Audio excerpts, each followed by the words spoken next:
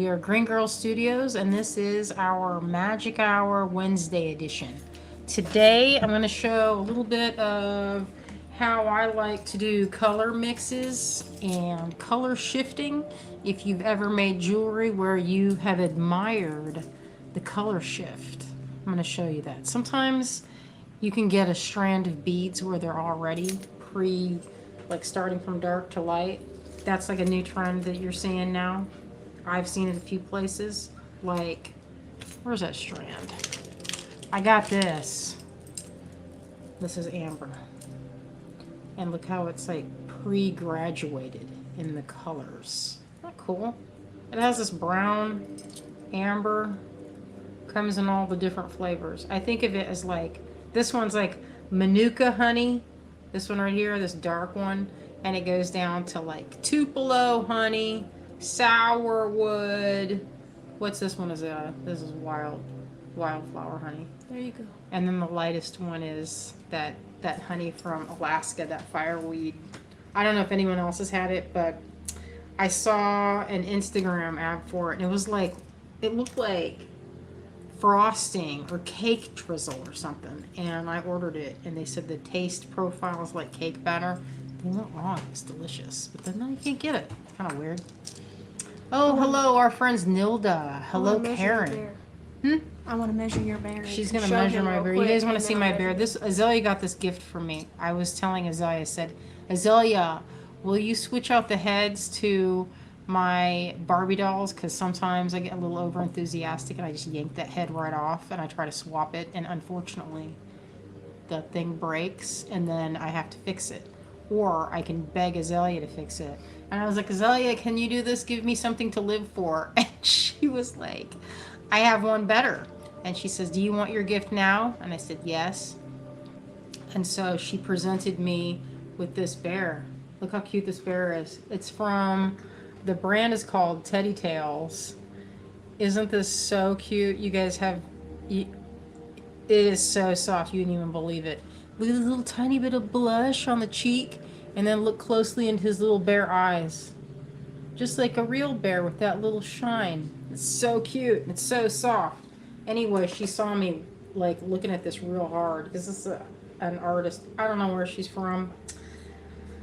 I did know, but I forgot. They're big in Japan. Anyways, his little nose is all fuzzy and it's got little fuzzy feet. It's so cute. I can hardly stand it.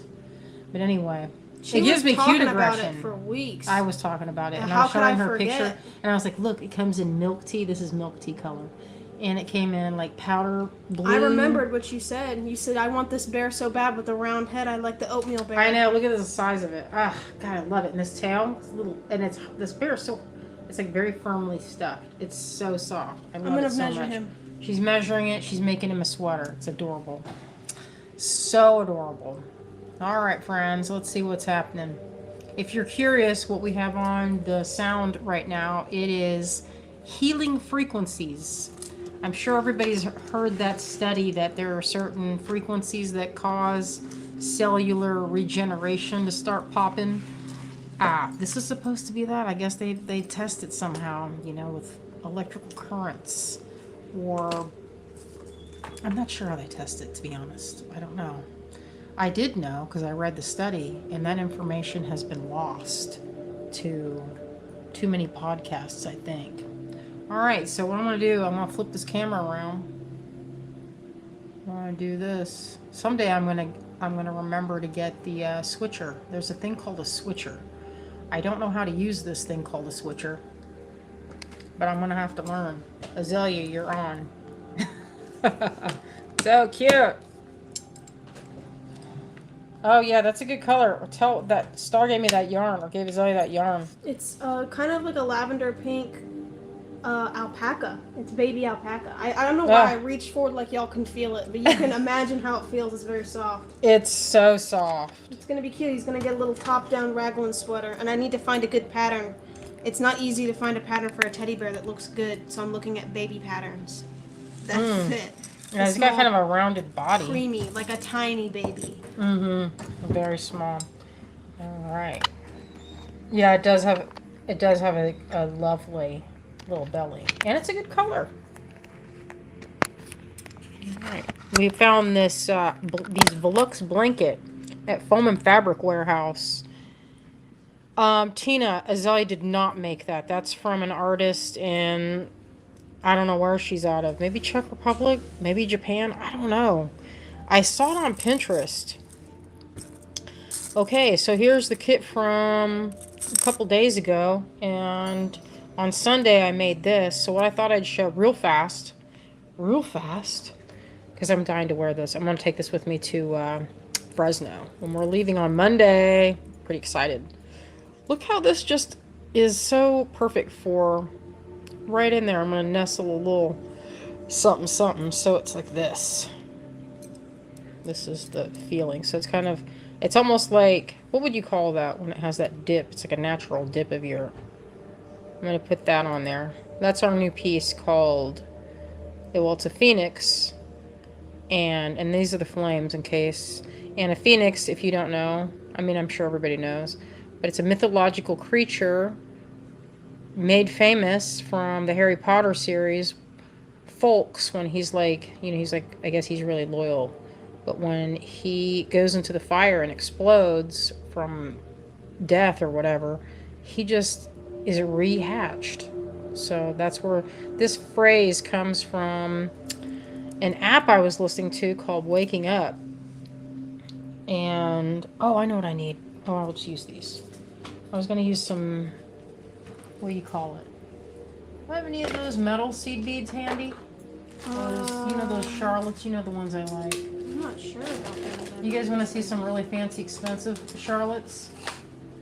I bought these, and I told my friend, I said, you want to see the most expensive beads in the whole wide world? Now I can't find it to show you, but they're 18 karat gold Charlottes, and they're like the size of a head of a pin. And I was like, what am I doing buying these? But I bought them for my crochet necklaces. Oh well, we'll do this. This will be just as good. I got these. This will match. Oh, Kate will love it. I'll have to make her one because I was going to... Kate's necklace, she's probably not watching right now, but I'm going to show you what she's been waiting for like a year. This is the necklace I made for Kate. And I want to show this. It's so cool. No, this is not the way. Check out this. Greg carved this amber. It's from... Look at that cool glow on it. It's blue amber. This is a piece he did. But it doesn't have any kind of big inclusions. Isn't that neat? And that's a ruby. The ruby has that kind of glow. That's another ruby. You see that? But anyway, this is the necklace that I have to put. I have been hemming and hawing over what kind of clasp to put on that. And I think what I'll do... Where do you find gold beads? I found the gold beads at, where was I? I was in Tucson, and there's several gold dealers in the Pueblo tent. I don't know if you're familiar with Tucson Gem Show, but at the Pueblo, there's several gold dealers. They're on the inside. You could probably find them from, you know, I want to say... There's a guy named Taj that we see, and he has gold. So these are some, what are these? Size 11 seed beads. I guess these are those mirrored kinds. Aren't those pretty? I took these out of this. I've been working on this. This is a snake. This is from Jean Campbell's book, or it's Jean Cox. What's it say? Jean Campbell Cox. Bead crochet snakes. You guys have seen that book. That's Jean's. So I'm learning to do it, and I, for the life of me, cannot make a good... Look at my join. It's so horrendous right in there. You can see it. Ugh. It's pretty easy to do one, like, without increases or decreases, but when you start getting the decrease, it can be kind of clumsy. And that's where mine was. It's a little clumsy. Alright, where'd that necklace... Okay, I put that necklace down. It's on my list of things to do. So what I'm going to do right now is Remember, I don't know if you saw this, but I left this tail Here's why. So now this has been stiffened with this fray check. So I did this before, like a couple days ago. This is where I started. And I put all of these guys on here and then we knotted them. If you want to see that, you can watch our replay. But I might do a quick demo of it too.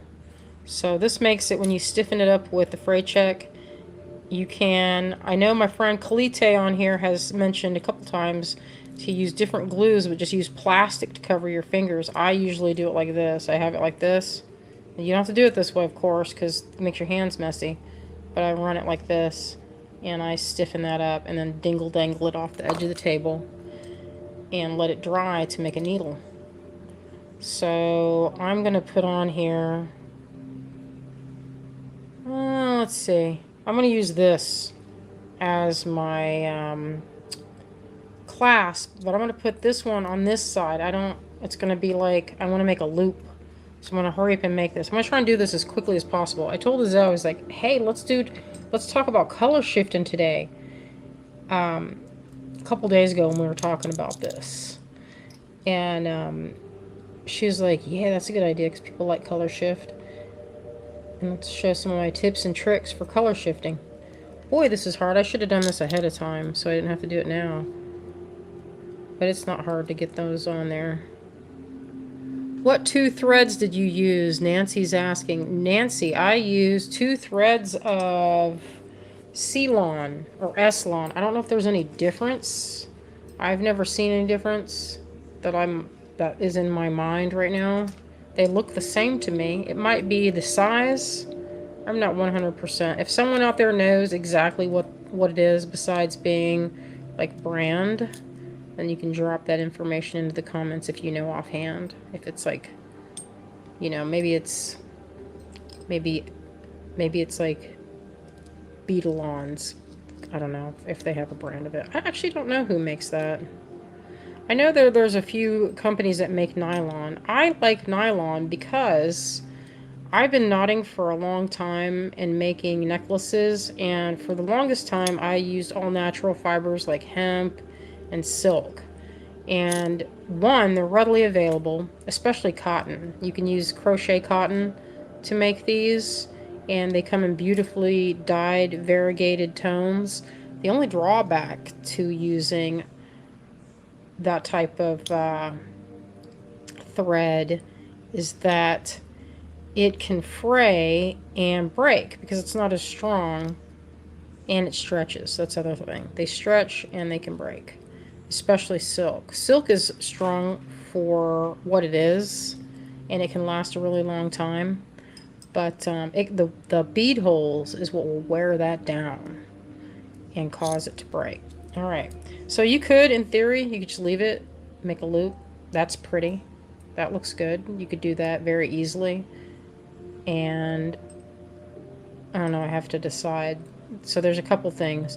You can knot in between each seed bead. That will lengthen it. Say if you don't have very many seed beads, that would be what I would do to stretch it out and give it a little, it would give it a little bit of a different texture. You'll see what I'm talking about.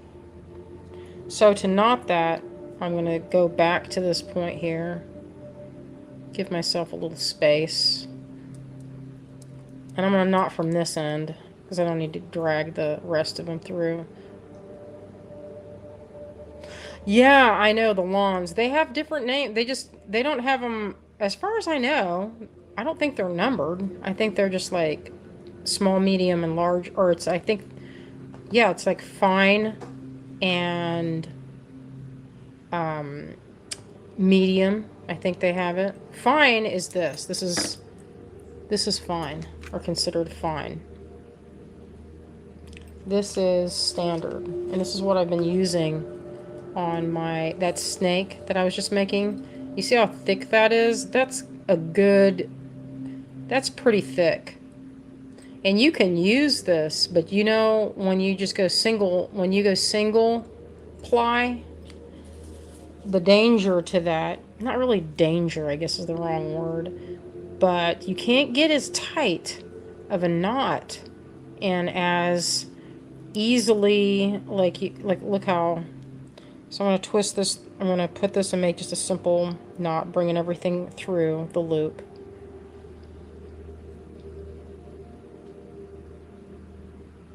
And I get right up on that bead, bring it down, and before I tighten it and pull it, I pull the two legs apart right here. See that? And there is no, that is right up in there. And it gives it a better texture, I think. Micro cord is the other one. Thanks, Pat. That's the other one I was thinking of. You get a little bit of a different look. It's a little more fluid. And by fluid, I mean it has a better drape. I feel like. I mean, that's arguable. People can argue that and say, you know, without it, it's more like the drape is different. Because it's almost more like beading on soft lex. Now, beading this small is a real challenge, I feel like, because it's easy to get the beads on, but you need your optivisors. Get those optivisors on, protect your vision. If you're doing any fine work, it's worth it to get it. Reading glasses are okay. These can fit right over. It's like a headband style. Oh, our friend Anne Gardan. I was just looking last night. I was looking at my beads, and I had this little pile of Anne's enameled bead caps, and they were in the shapes of flowers. And I was like, I'm going to make me some earrings with these. But I didn't get a chance to. They would look really killer to make like a fruit. So I'm right up on there. I didn't tighten all the way. I tighten it by doing this.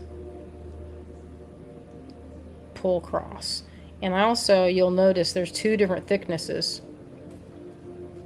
Oh, thank you, Donna. She figured it out. Ceylon is manufactured by Caravan Beads, and Eslon is manufactured by Beadsmith. Okay, thank you. I bet they're made at the same like factory, because they look the same to me. There's also another one that looks twisted, and I bought some from a gal on Etsy, and then I went and found some, and it was in a sewing department. That's where I got it. It wasn't even in beading. It wasn't manufactured. It wasn't marketed as a beading type thing. I want to say it was sewing. It could have been for musical instruments, weirdly enough. They use them for woodwind, and I guess wrap, something like they said for reed wraps, and I was like, oh, interesting. But it had a different texture. It almost looked like tiny, tiny rope. And I got some of that to dye, and it was fun. They'll all dye, and it'll work the same. It's just a different texture. Okay, did I do two? It's so small I can barely see it. I don't know if you can see it, but you can see the difference. Okay, so here's, and then frequently pull too. Not like you're going back. There's no going back from, like, if it was a gap right here, I'd be like, oh well, I guess I'm gonna have to get a bead cover to put over that, because I'm not going back that far. You can't, basically you can only unpick so far with knotting. It's just too hard. So this is the look when you do not knot between. It's smoother, but it seems like the bend in it is not quite as, you know. And then there, you can see this is a little bit more, I don't know. I think it just looks, it's more decorative for sure. Although I will say, knotting this, I don't know if I can knot this the whole time. I'm gonna have to hurry up, because you know what? This kind of knotting takes forever. And I did a necklace, and I was like, I'm gonna have to charge like $100 for this, because I've already been working on this for a couple of hours now, and that's not even factoring in the beads. And it did take forever.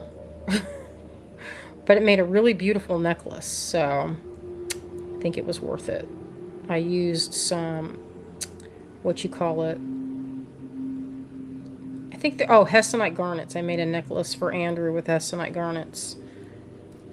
Micro beaded all the way down, and it was like a 24 inch. It took me half the day to make.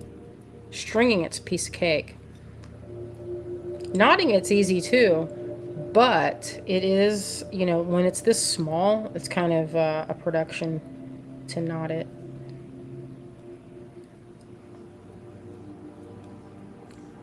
I'm kind of tempted, because I don't want to be doing this because I've already been going for 20 minutes. I wanted to talk about the color shift. So what I'll do, what do you think? That's not long enough. What I'm trying to do is make a loop long enough to go around this piece here. Let's see. As you can see, knotting small is not, there's always a trade-off. If you're going to knot big, I did this knotting probably the same time that I did this. It's just a trade-off. You're still making the same amount of knots, I think, if you were to count it. Because the action is the same. Whether or not the beads are very large doesn't really play into it. If anything, it could take a little bit longer because they're harder to see. Okay, see, it's getting a little more difficult coming into the area where I've used where it's glued together. It looks pretty good. So we have a little bit, look, it's about I don't know, about an inch or so. Part of me is like this. Maybe I'll do this number. Does that look terrible? You see the difference. Which do you think looks better? This part to do it completely, or the one with the knots? Because I kind of want to do this. I want to cheat. I know what Azalea would say. She would say, just do it correctly. You know, just do it right, you know. But in, like, for time, the time it takes, I guess it doesn't take that much time. Just work faster, right? Okay, I'm gonna get the lead out, as they say. Half and half is cool. I like that. Half and half, you know. I don't know if anyone would even notice. I'm making it for myself, so what I will do, and what I'm going to do is, since this is taking me a minute, and I need probably another, say, 1/4 of an inch to clear that bead, maybe this much more. Let me see. You need, when you're making these, you have to clear the whole shebang, the width of your button. This isn't a button, but you get the idea. So I need about another 1/4 of an inch. So what we're going to do is I'm going to move to this side and put this button on so you can see how that goes. So sometimes when I'm making these, I will do some moves that would be familiar if you have ever done any macrame. Okay, here's a macrame knot. This is easy. So usually you can change the look by changing how, if you go under or overhand. So if you pick a side, a knot, just stick with that and be consistent. So if you go through and you're going under, do that the whole way. Because if you change it, you're going to get a different pattern. And there's a bunch of books on the different kinds of patterns. Like Kate shows one where on one side you do this and you go under. And if you do that, you just have to stick with it. And then the next side you go the other way. Like you're pulling it up from one side then the other. Like this strand's coming through and then the next side that's on top. And that gives you kind of a flat knot. So here's it, if you can see this. Now this side is on top and going under. And here's what it looks like when you go in a little tighter. I don't know. Can you even see that? It's so fine. So on this, it really, in actuality, that isn't that important. But if you do it that way where I was just showing you, it almost looks like a rope. The other way, if you go consistently the same direction, you get kind of a neat spiral. And it's so small you can't really tell, so it's not that big of a deal to switch it up. I mean, in theory, you could just keep, you know, it doesn't matter. But if you're doing a big macrame piece, you could see it. So you'd have to pay attention. Okay, I'm going to do a couple more, just so it's not right on top of that bead. I just wanted to, like, a few millimeters, so it's not just, you know, sitting right there on top of that little bead. So I can't count how many of those are there, 'cause it's too small to see, but it looks like I did maybe 4 or 5 knots. It's hard to tell. Okay, let's see what it looks like. These are probably not on the website. That sounds about right for me. Okay, so I made that pretty big, so I need a stopper bead. Okay, where's a stopper? Something small. It doesn't matter what it looks like. Maybe, oh, we'll just use one of these. It's right here. Let's see if I can get that through. So here's the reason number, I don't know how many, of why you want to keep some of the fray check ends intact. You could go in, I don't know why I chose this dark one. It's hard to see the hole. That's too small, I can't see it. Alright, I'll find a different one.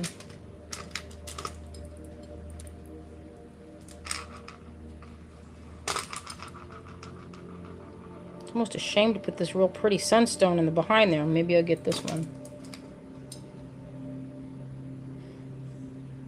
I might burn them together to make them sit right. Okay, I'm going to burn these together. I don't want to wait. Okay, so the other benefit to nylon is that you can melt it together. So I'm going to quickly do that.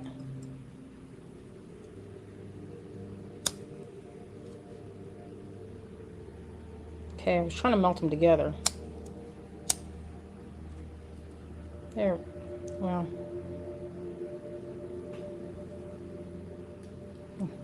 Close enough, right?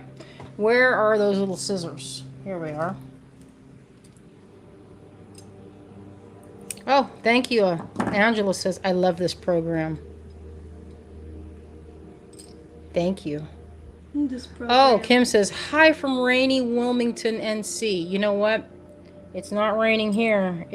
Today was warm. Greg and I went for a bike ride this morning, and it was warm. Alright, that it. I made it too bunchy. It's like I'm being thwarted today. I'm being thwarted at every angle with my bead choices. Keep looking around like something's gonna appear. Because you never know in this house. I need something to like go underneath. It doesn't have such a that I didn't. Oh, one of these will work.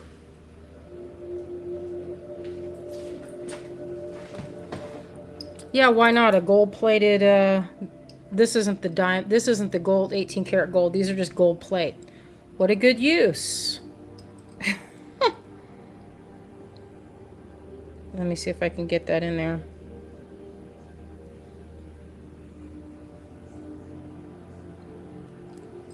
Oh, so close. And this is why I leave the tails. This is why, because if you leave the tail, you don't have to sit here and play this game, because you know I'm too lazy to get more fray check and wait for that to dry. Yeah, I don't know if lazy is the right word for that, but you know. Dang it. Okay, we're going. I found another box of beads. Let's see what I have in here. Something with a big hole. Come on. That's too big of a hole. Oh, this'll work. And what about spit? I think it'd make it too limp. Okay, here, one of these silver ones will do the trick. And I just flicked it. Oh, here it goes. So this Friday, we are going to do a Sundance. We're calling it a Sundance party. Well, I just did that nodding basically for nothing. Because it's exactly the width of my knots. Oh, thank you, Angela. She says, yours is more than a mere broadcast. connective experience. I don't know. That sounds good though. All right, so I did that so this wouldn't be right up on top of this bead here. So it's kind of like this. Tropical Storm Debbie. Debbie. I'm just going to go ahead and break down and go ahead and get that fray check out. All right, so we're going to see it in action so I don't have to sit here and fight for my life to get that to work. All right, I'm only going to do an inch or so because I just need it to go through this bead. So I'm going to make this into a needle twisted. Just like that. See? And I'll cut that little nugget off at the top because that's not helping. That's actually hindering. Okay, we'll give it a second. And we'll go back over onto this and I will quickly knot this. And in the meantime, how about we talk about some of that color shifting while I've got it here. So when I color shift, I go and I look at this. You probably already know this, but I'm just going to talk about it anyway. There's cool and warm in colors, which, you know, it's obvious.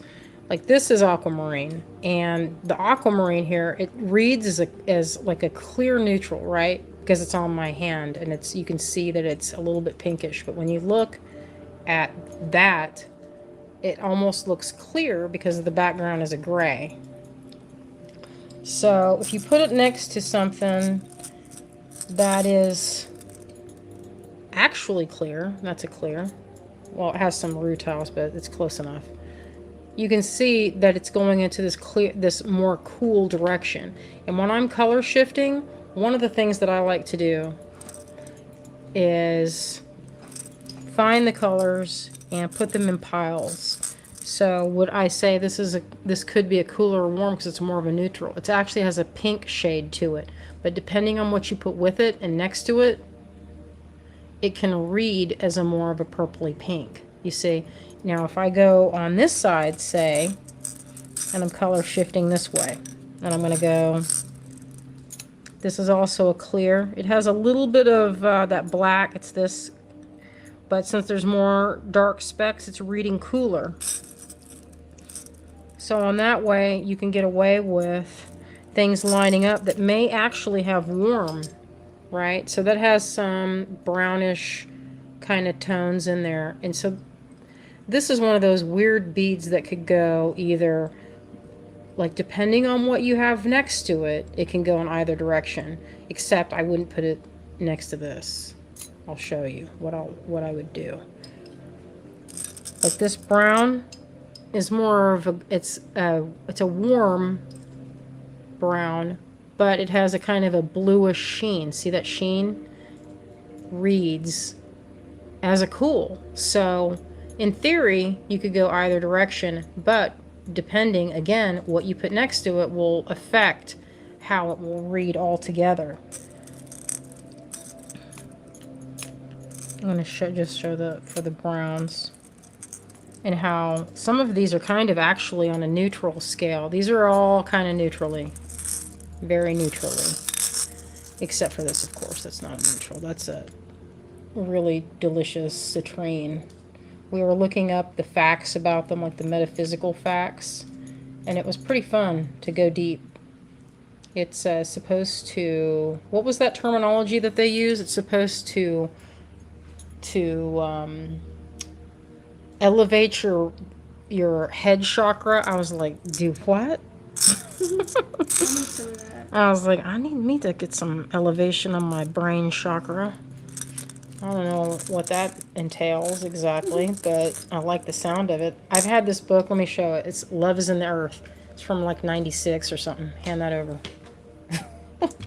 I don't know if y'all have ever seen this book. Love is in the Earth. I mean, that's some pretty 70s action going on. 70s or 80s. Early 80s maybe. With all. I'm inclined to think 80s with that. But anyway, I was reading through it because there are some rando stones in here. Has anyone even heard of lanthanite? Dad found dickite earlier. Lamprophyllite. And then we have lapis.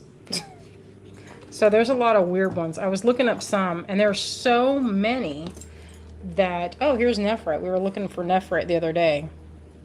And it has the astrological signs.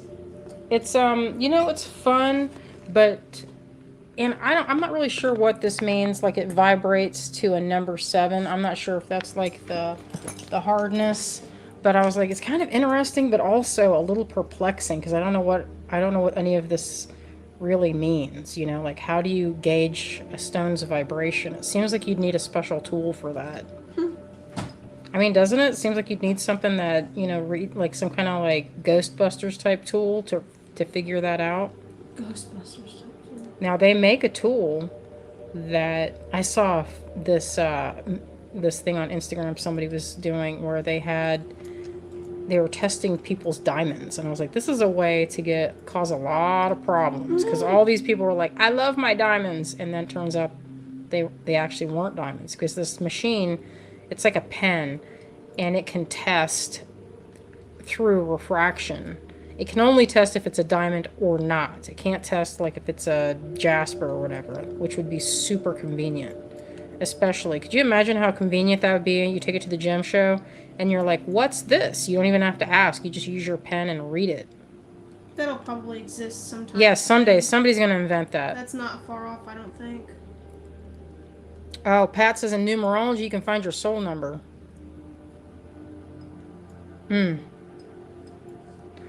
Yeah. I don't know. I'm not really sure what my soul number, what that means either, so. I have a feeling that's like, there's some kind of training that has to happen for that, I met this gal that was talking about Akashic Records, and in my mind I was like, what is she talking about? And so later I looked it up, and it's like spirit, it's like basically past lives. If I was understanding what I was reading, and it was on a podcast, and I tell you, I was still a little confused afterward. I'm more of a simple, like when I'm looking at stones, I'm like, this one is a Mohs hardness of 7, meaning I can cut it on my lap grinder. It sparkle good and has a pink sheen. It sparkle good. It makes me happy when I look at it. Has a beautiful shine. All right, I think this is good. Yeah, I think that'll fit. Look at that. There we go. So it kind of looks a little, this will loosen up too. It'll look a lot better once it's had a chance to stiffen up a little.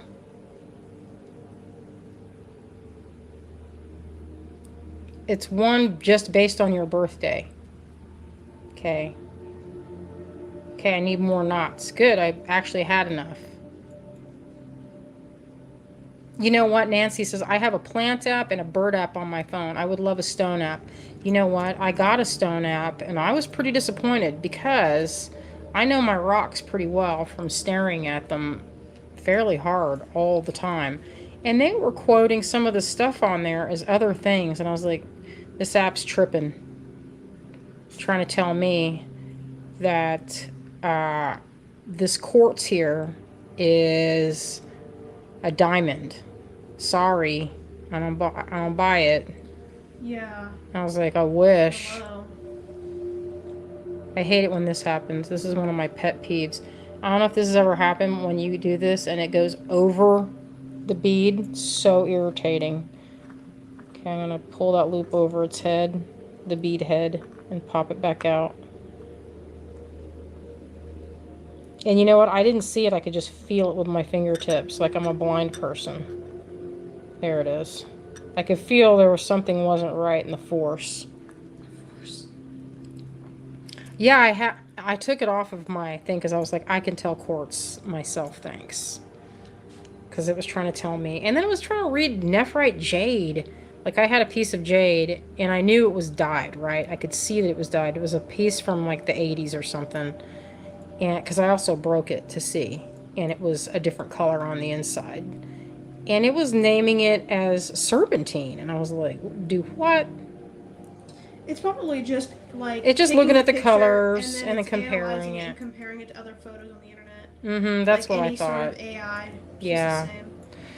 So you could save yourself, you know, I paid for it. I got the Pro Edition. I don't remember what it was. Ooh, that sucks. Yeah, so I have it for another few months. That was last year I had it, and I thought, I was like, wow, this is going to be so great. Take it to the gym show. And nah, it was not what I needed it for. It's more for like if for fun. Like, you know what I mean? Like then they were trying to say, "Oh, you could find a rock and then it's you can sell it." And I'm like, that's that's kind of optimistic. Very optimistic. Like it's how is that even possible? All right, that's big enough. All right. We didn't even get into hardly any of this color shifting, but like I said, one of my tricks is using clears and balancing the clears by using a cool or a warm on either side of it. And it's kind of a trick. It's not really a trick. It's like that the way light goes through things, you know? It's like the refraction. Oh, our friend June. Hey June. All right, so I just made a knot on that. Kind of I don't know the name of that kind of knot. Just like a regular half hitch, I guess they call it. Tighten it up, but I put it underneath so it doesn't slide around. So it's underneath this knot and between that, so it's not going anywhere. And I'm going to do another one. I usually do it like this. I'll make a loop, this, so I'm holding it just like that so I don't go anywhere. Come in from this side and just go around it. It's the easiest thing. And then tight. You don't want that to be loose, loosey-goosey. Alright, that looks pretty good. Okay. And then here's the good part. This is a tool. I got this from Kate. She turned me onto this. Thread Zip 2. They make another thing for wax work, but it has a plug thing that you can, use it on wax. But that consistent heat is too hot for me. Way too hot. So I use this just for this purpose. So you string that through.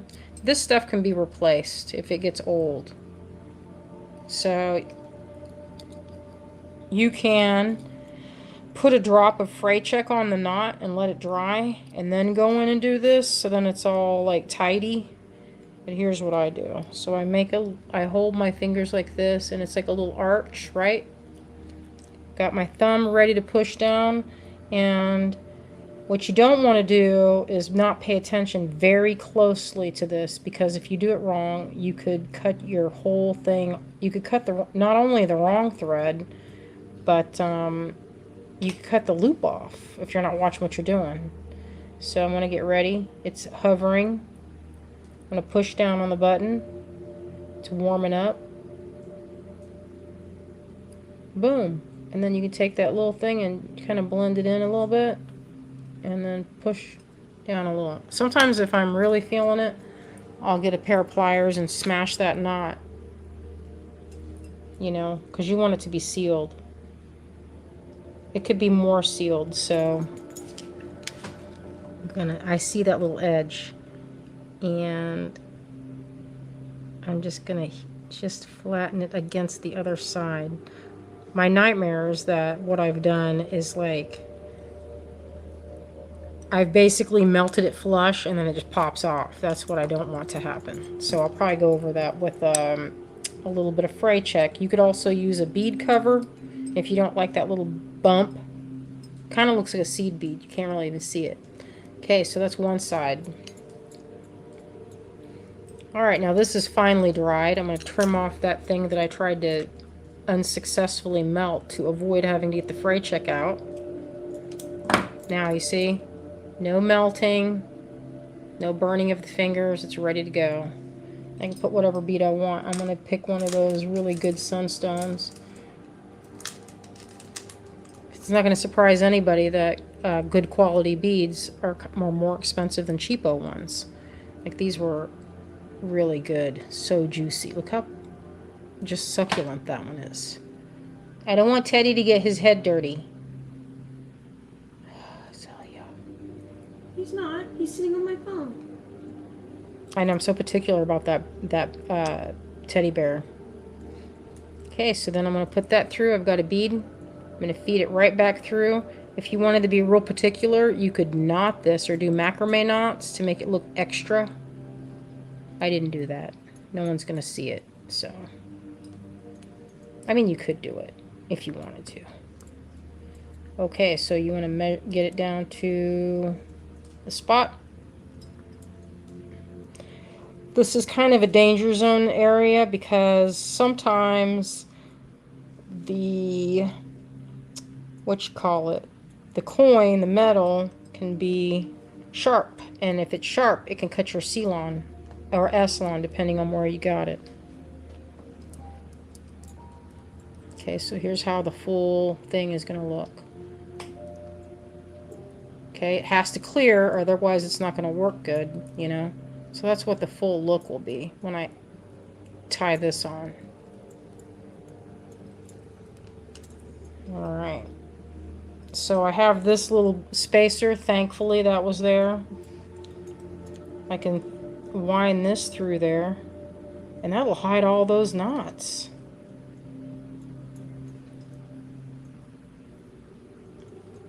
That.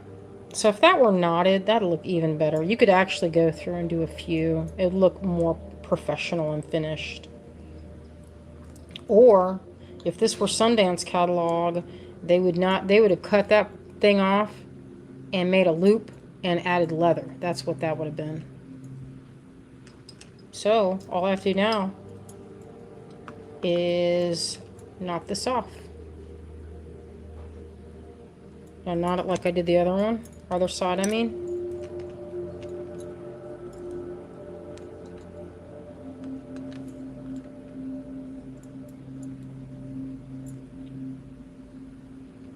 I'm not tightening up too prematurely, because sometimes you might have to move things around and make sure that everything is the right. Yeah. And then tighten it. There we go.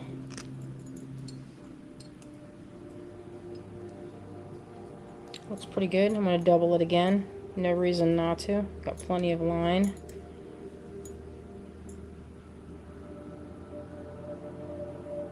This is going to be the most decadent bear sweater anybody's ever seen. Sounds good.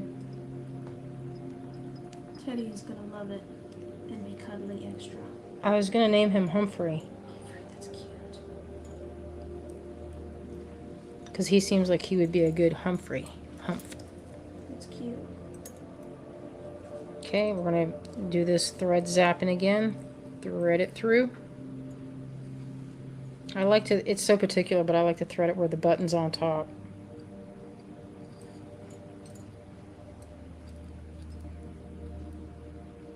In theory, sometimes I'll knot the heck out of it if I feel like it needs it.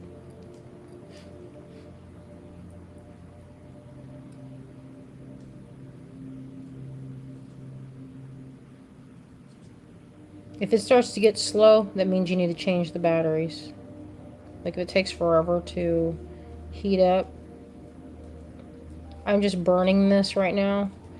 And if you burn it, it makes a horrendous smell. You can't, I mean, it's such a small, tiny amount. You can barely even. But it's pretty, it doesn't smell great. But, it kind of reminds me of like burning, a little bit like burnt sugar, a little bit. But you can see how it turns black right here. All you do for that, and it gets kind of crusty, it won't work as well. So all you have to do is take a paper towel and turn it on and let it heat up and then wipe it really good. And then that's gone. Or we can use my notebook here and I'll see if that works. Put the notebook.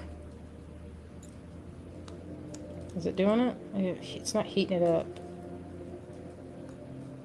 Usually I get that thing going. No, it's not hot enough. You can see it there, the little piece is about to come loose. If you do it too aggressively, you might break it. So it's a very thin, skinny wire. I just need to get a paper towel. I just don't have one handy. Anthea says, does it melt the thread? Yes. Yes, it does. It melted it. Oh, you got to be so tender. You've got to be... on accident. Azalea's cut off her pieces. That happened one time. I've done it more than once because, you know, sometimes you get distracted or I don't know what happens. That is the moment to lock in so hard. That is the lock-in moment. The lock-in moment. That's what happened right here. Oh, she wants me to feel the progress. Oh, that looks good. That's probably it's like another little cardigan. Oh, so you got a little garter stitch going. And there's buttonholes in the front, or there will be. Charming. So charming. That makes a good fabric. Soft. So let's try it on and see if I did a good job. Oh, it's cute. The sun. Protect him, body. Get in there. There it goes. I made that just right. Boy, I tell you. That couldn't have been any... If I didn't put enough beads, boy, that would not have fit me. You know what looks good too?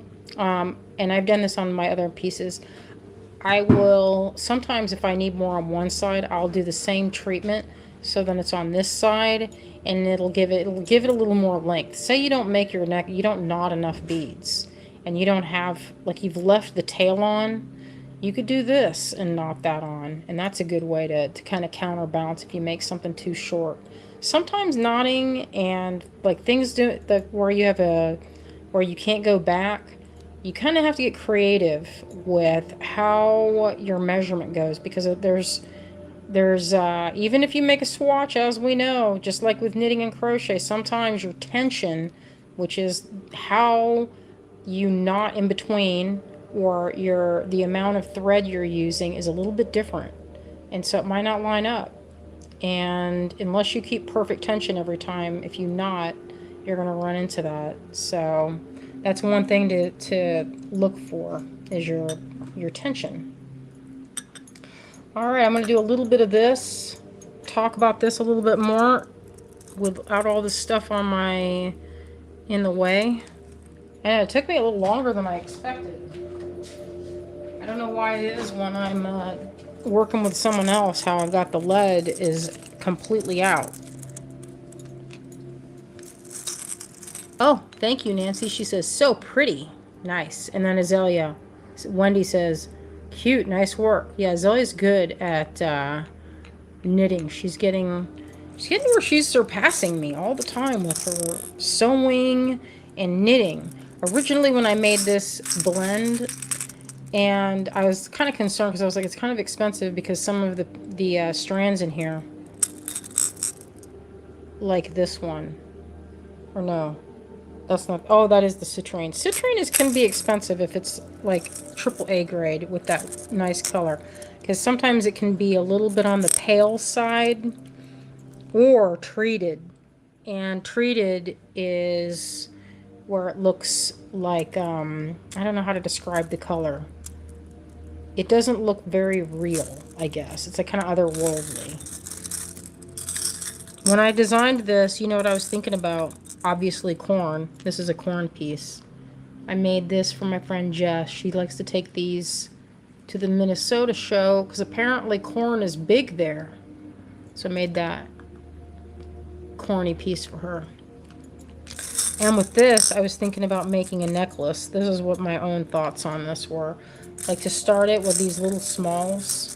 These 3 or 4, I don't know what millimeter, 3 or 4 millimeter. If I can get a hold of them.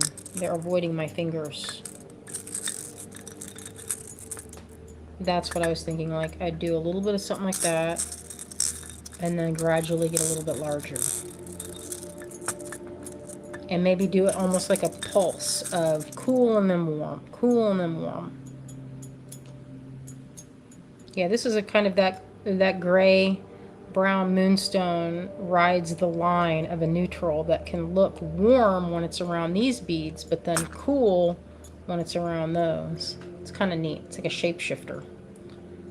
These brown hessenites will always be in the warm family though.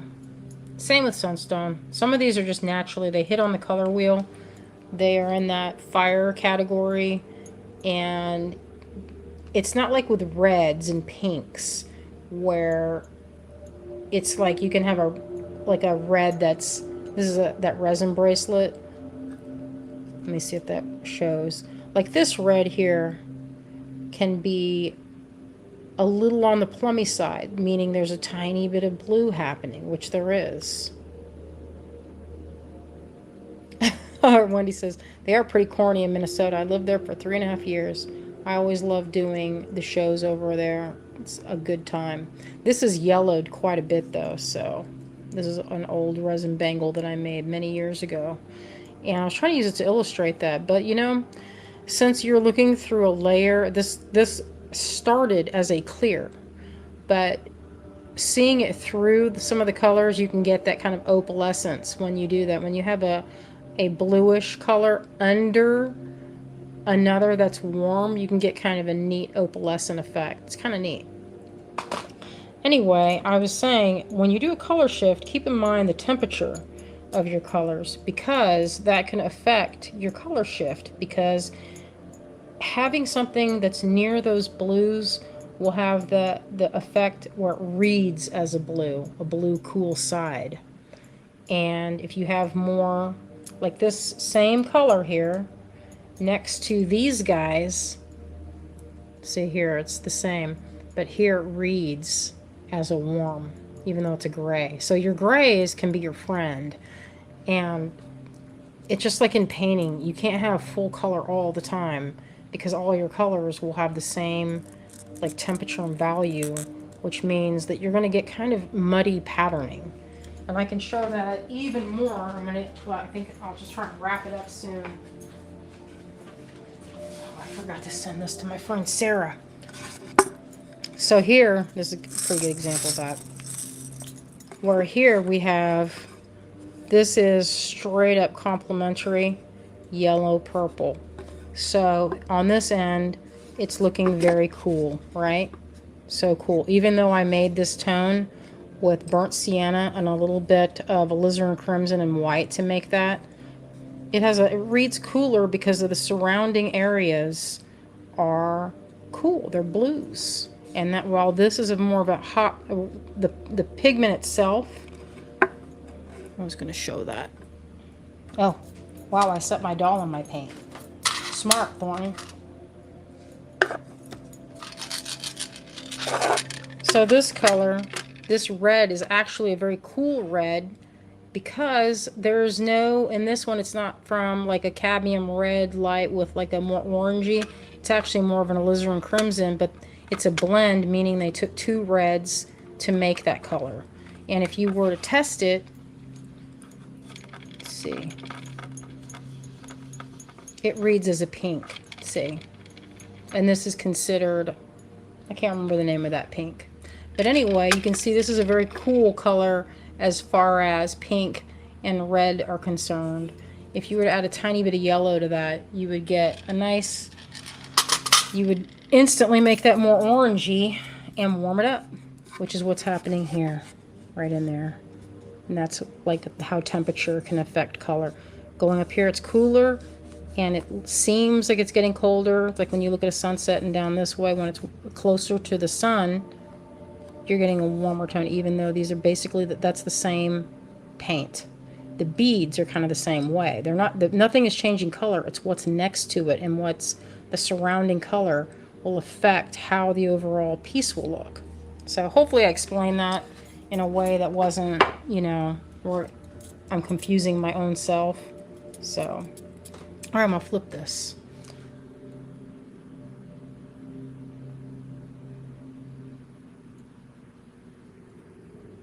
Okay.